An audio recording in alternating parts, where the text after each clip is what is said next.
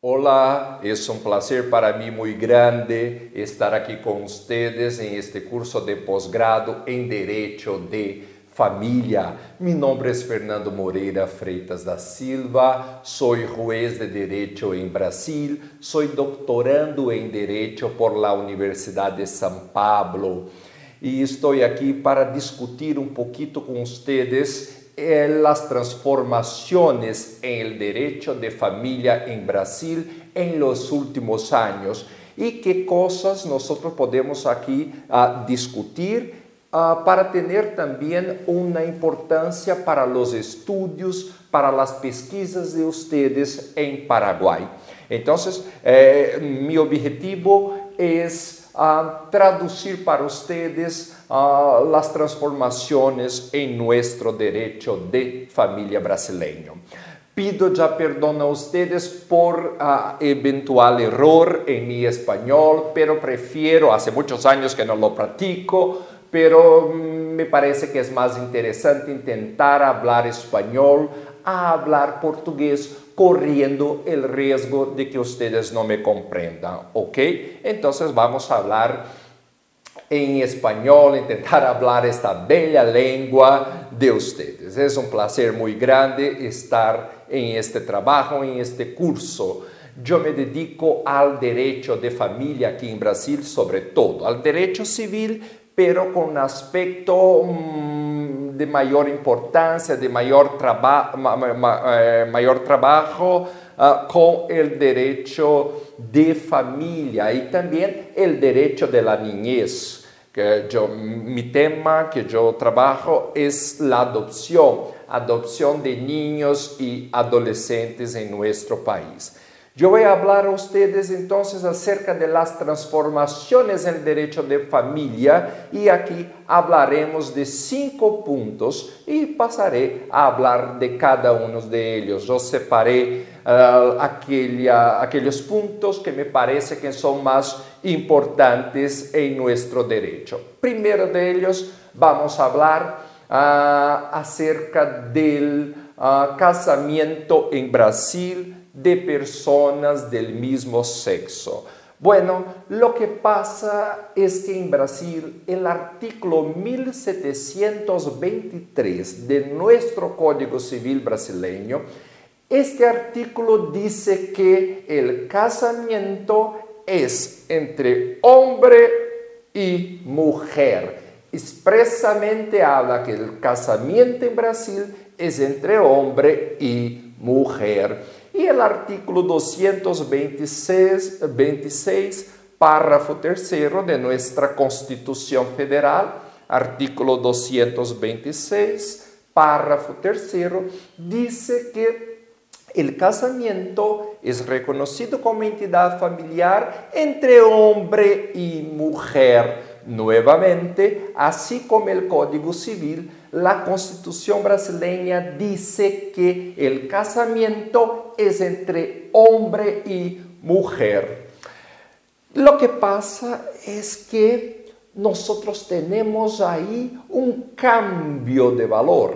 Y esto es muy importante, cambiamos los valores. Y la Corte Suprema de Justicia brasileña, que aquí nosotros llamamos de Supremo Tribunal Federal, nuestra Corte Suprema decidió una cosa muy importante en el año de 2011, en la acción 4277 y también en la acción 132. En estas dos acciones, 4277 y 132 de 2011, las dos acciones de 2011, la Corte Suprema brasileña decidió que la unión estable entre personas del mismo sexo debe ser tratada de igual forma como es la unión estable entre personas del sexo distinto,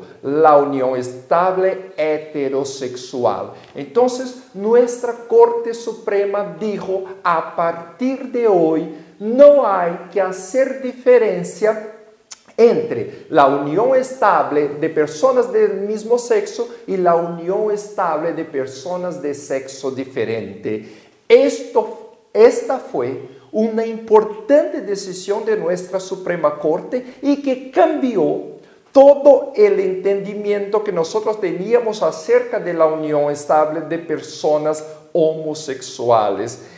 Y a partir de este momento de 2011, hubo en nuestra tradición una duda: ¿sería posible no más la unión estable, pero el casamiento entre personas del mismo sexo? Esta duda fue solucionada por el Consejo Nacional de Justicia.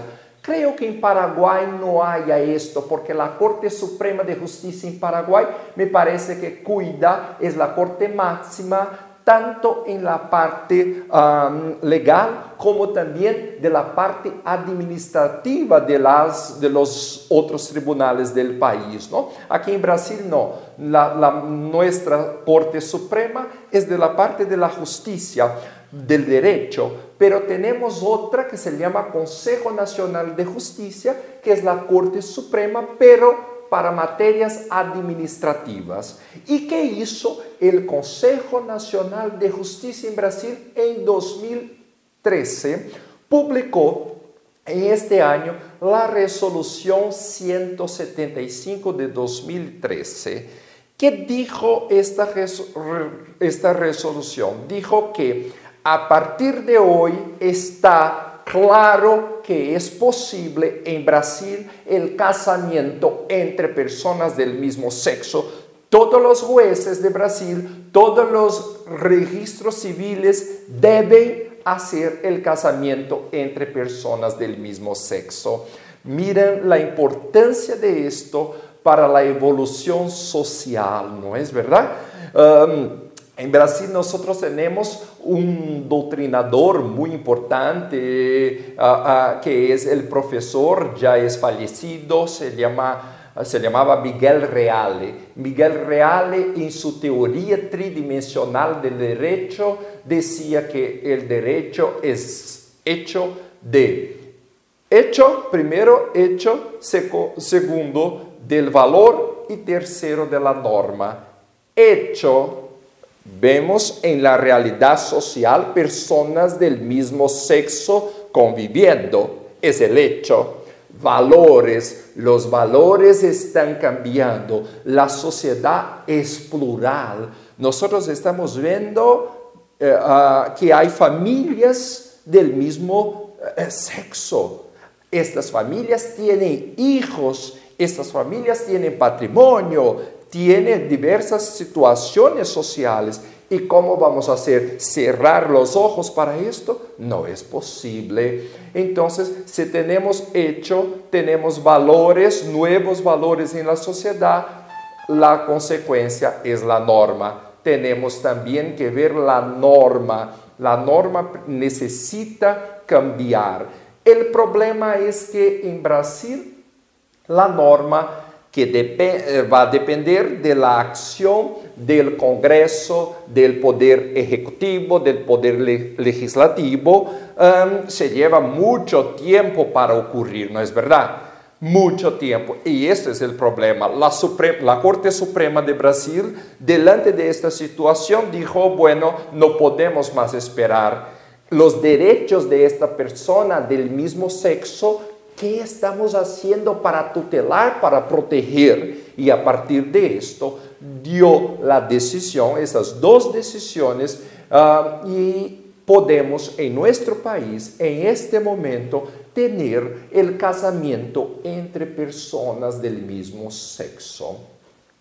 Lo que pasa en Paraguay, yo sé, estoy acompañando que en Paraguay en este momento no hay esta ley todavía, pero nosotros sabemos que la Corte Interamericana de Derechos Humanos ya dijo que los países signatarios de la Corte, o sea, que de los países que participan, que están bajo la jurisdicción de la Corte, tienen que cambiar sus legislaciones para tener también la posibilidad del casamiento de personas del mismo sexo.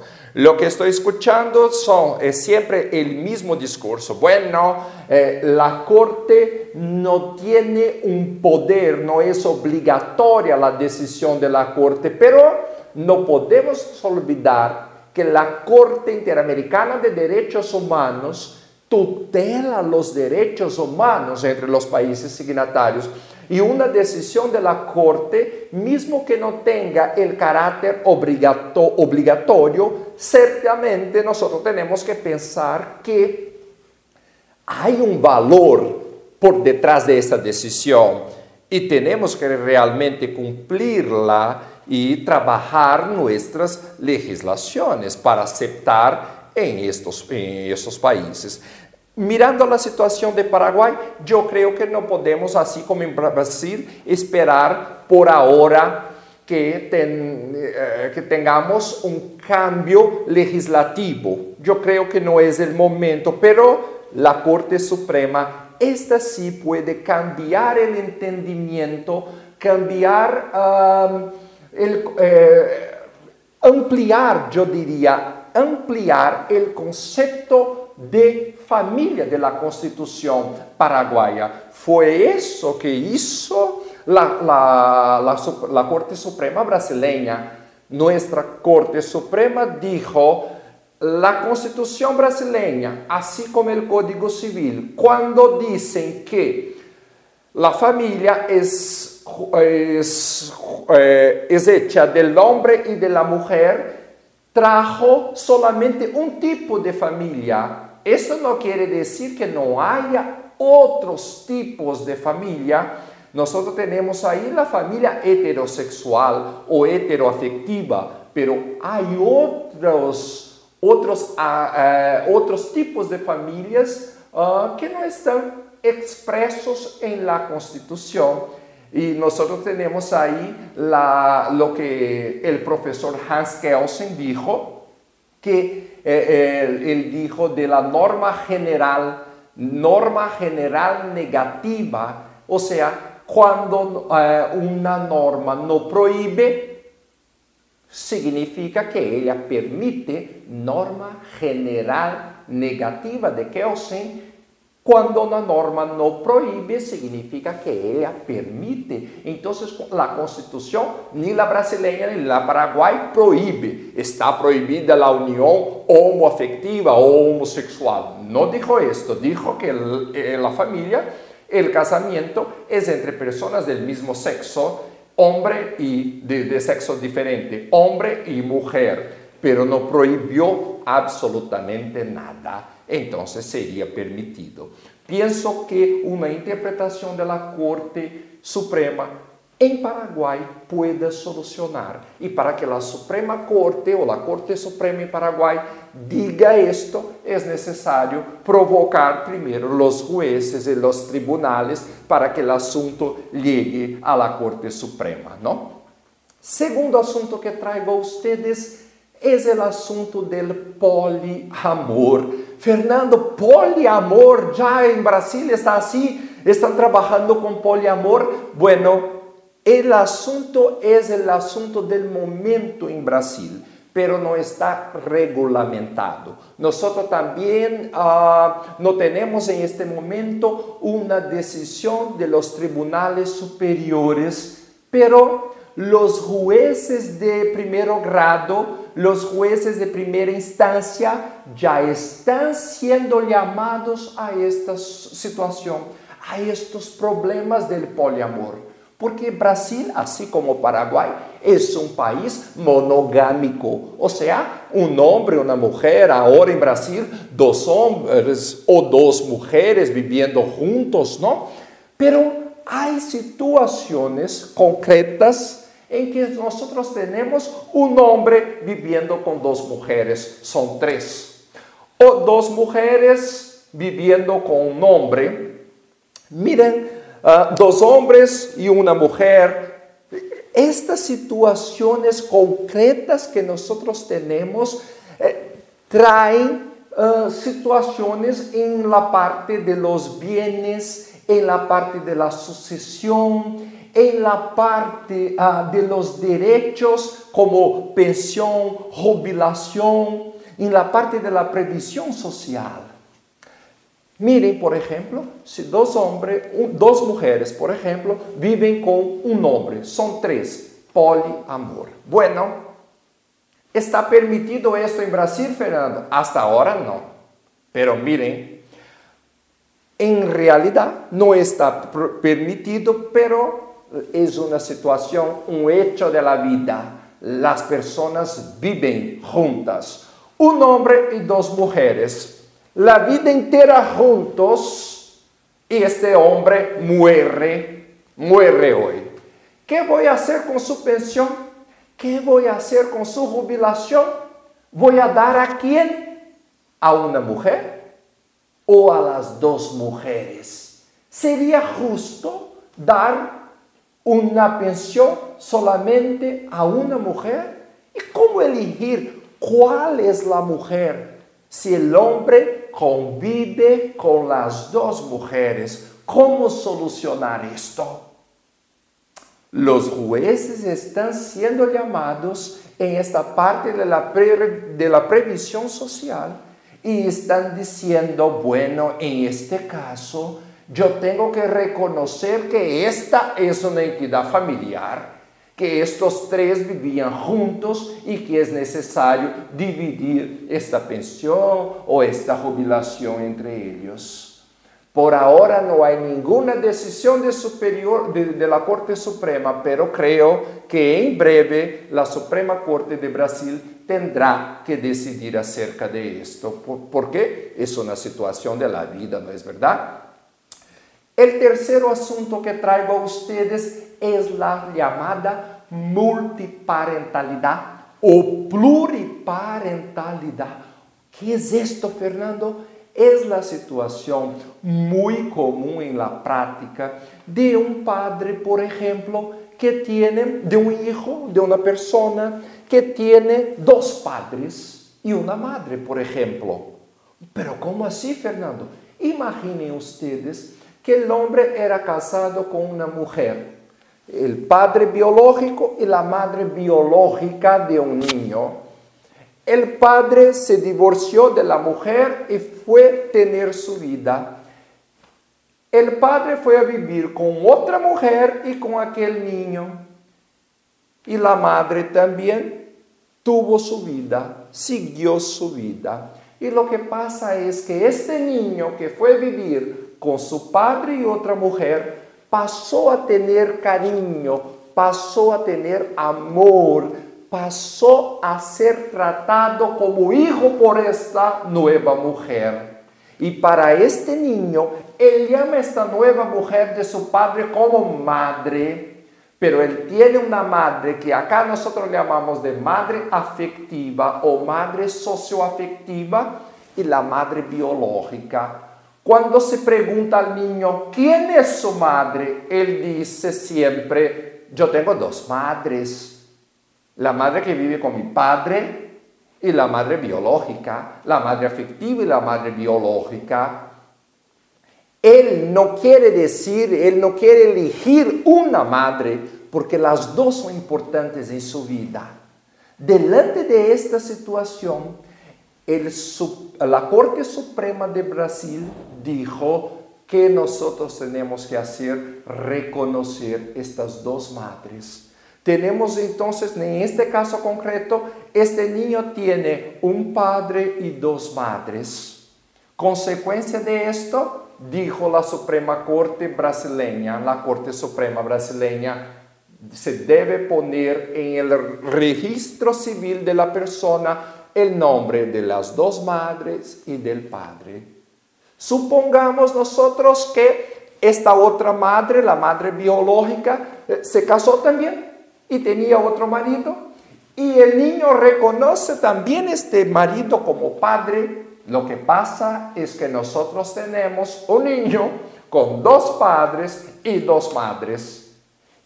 El efecto que nosotros tenemos en el registro civil es: no hay que elegir un padre o una madre, o solo el padre biológico y la madre biológica, si hay afecto también por los padres afectivos. La solución, vamos a poner el nombre de todos ellos en el registro civil. No hay ningún problema, dijo la Corte Suprema en Brasil. Y ella hizo esto en el recurso que disponibilizo a ustedes, el de número 898060, recurso extraordinario número 898060.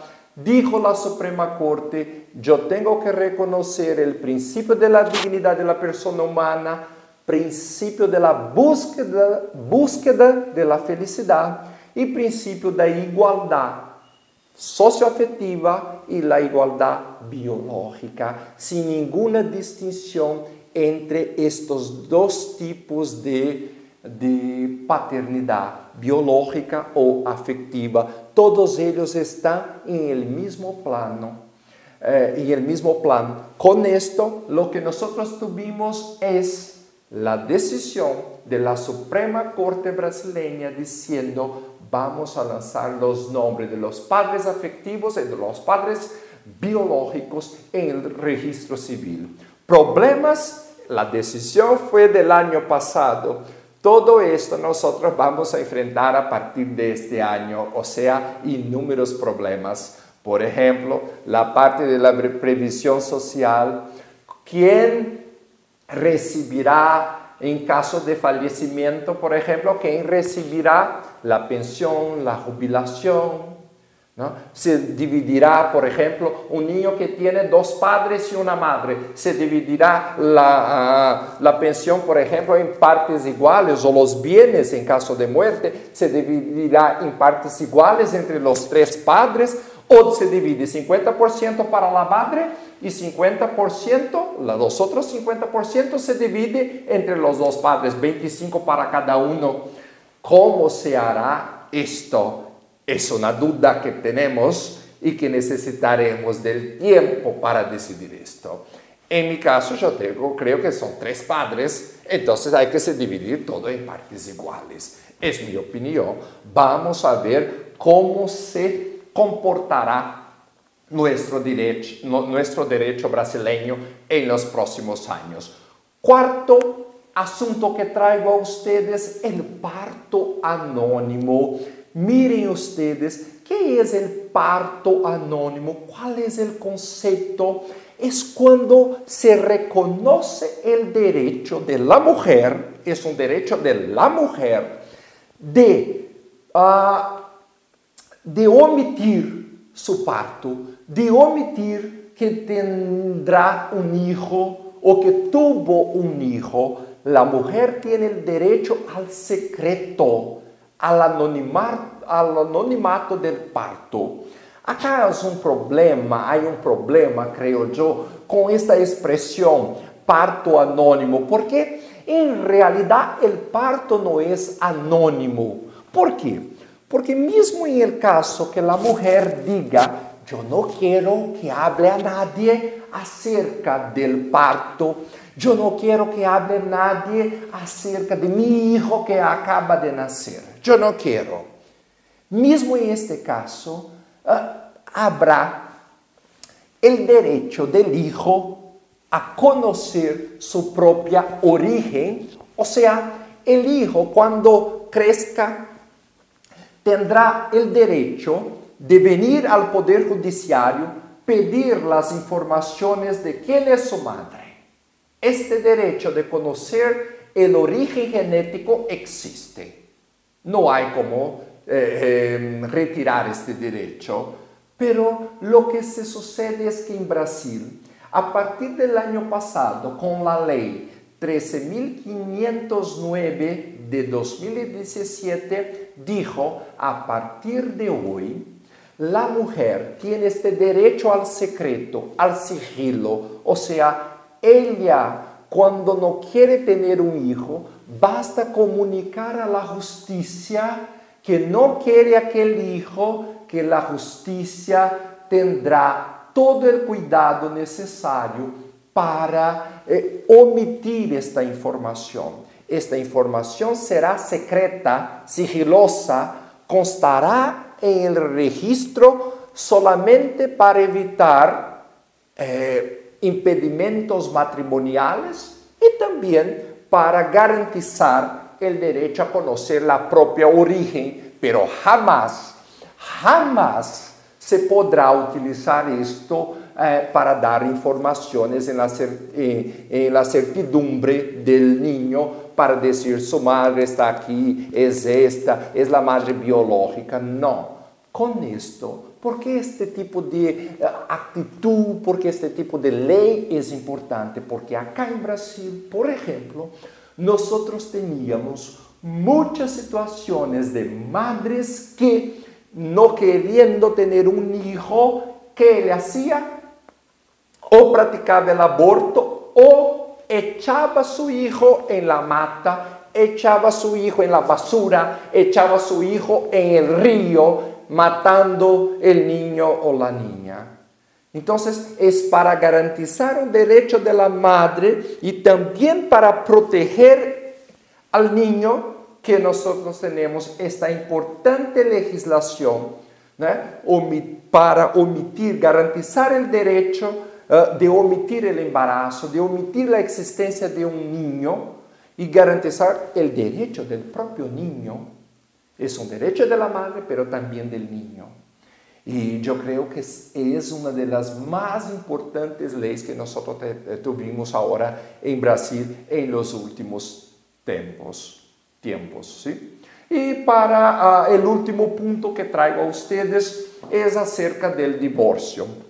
Bueno, que nosotros tenemos para concluir esta charla sobre el divorcio. El divorcio en Brasil, nosotros tenemos algunas características interesantes, esto sobre todo a partir de una enmienda constitucional del año de 2010, nosotros tuvimos una enmienda constitucional de número 66 y esta trajo importantes cuestiones para nuestro divorcio en Brasil.